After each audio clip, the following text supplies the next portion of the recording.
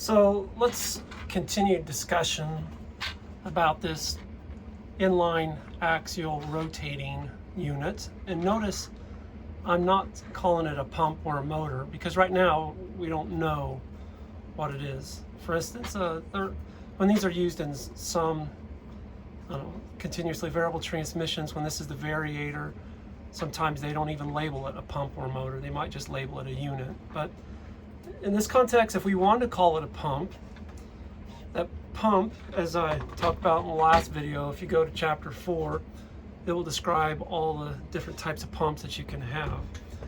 And it'll explain how a swash plate works. There's different mechanisms to cause the swash plate to move. And if it was, let's say, a closed loop pump in a hydrostatic drive application, then that swash plate would be able to go over center. So it'd be neutral, let's say forward, neutral, reverse. And the engine would always be rotating it in one direction, either clockwise or counterclockwise. It just kind of depends on how it's configured.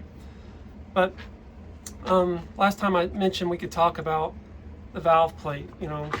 In chapter 4, which I explained, there are a lot of examples of different valve plates that you can find out there and what each valve plate represents and what application that the valve plate is being used in.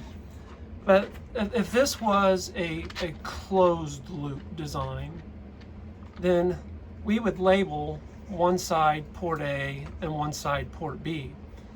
And we would only have oil coming out of one side based on which way the swash plate is. So if the swash plate is one direction, oil comes out on one of them. Then if we flip the swash plate to the opposite direction, then oil can come out of the other.